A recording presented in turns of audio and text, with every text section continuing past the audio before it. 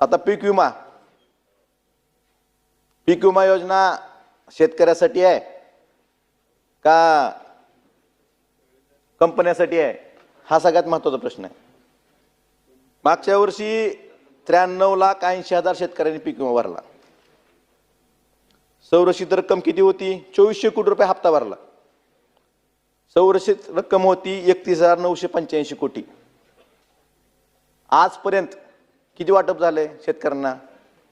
1500 कोटी। 31,000 कोटीच्या संरक्षित रक्कमेच्या अगेन्स्ट त्याच्या बदल्यात फक्त 1500 कोटी रुपये वाटप झाले। म्हणजे ह्याची टक्केवारी जर काढली तर 4.76% फक्त नुकसान भरपाई मिळाली संरक्षित रकमेच्या अगेन्स्ट। आणि तुम्हाला आठवत असेल, तुम्ही त्या पॅकेजची प्रेस जर बघितली, मी ऐकलं होतं सुधीर भाऊ, त्यावेळेस सन्माननीय मुख्यमंत्री म्हणले होते की आम्ही हेक्टरी 17,000 रुपये विमा देऊ।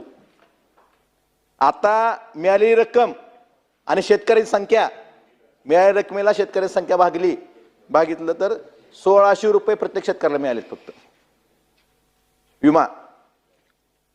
म्हणजे 93 लाख शेतकऱ्यांना तुम्ही 1500 कोटी दिलेत। प्रत्येकाला कमी जास्त असतील, पण सरासरी जर काढली,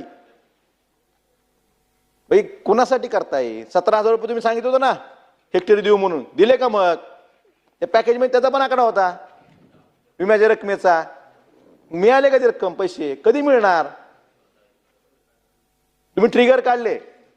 ट्रिगरच्या बाबतीत आता या वर्षी अल निनोचा प्रादुर्भाव आहे, पेरणी न होणे, काही ठिकाणी पेरणी होणार नाही, पावसाचा खंड पडणार आहे, त्यामुळे उत्पादनात खूप मोठी घट येणार आहे। मागच्या वर्षीपासून सगळ्यांचीच मागणी आहे, कृषी मंत्र्यांची मागणी आहे ट्रिगर काढा म्हणून, पण त्यांचंही चालत नाही।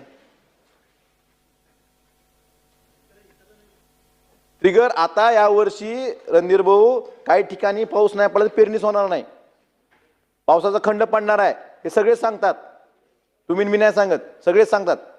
मग जर ट्रिगर असते हे, तर ह्याचा शेतकऱ्यांना फायदा झाला नसता का? 25% अग्रिम मिळतो ना मिड टर्मचा, बरोबर आहे, पण सारखं देऊ ना शेतकऱ्याला। उत्पादनावर कुठे साहेब, उत्पादनावर 50% तुम्ही पीक कापणी प्रयोगावर घेता आणि बाकीचे 50% तांत्रिक उत्पादनावर घेता। वरून सॅटेलाइट इमेजनं सगळं हिरवं दिसतं, खाली त्याला शेंगा आहे। मागच्या वर्षी असंच झालं, आमच्या जिल्ह्याचा प्रश्न आहे। आमचं पीक कापणी प्रयोगाची सरासरी आली 3-4 क्विंटल आणि तुमच्या तांत्रिक उत्पादन आलं 10-12 क्विंटल हेक्टरी।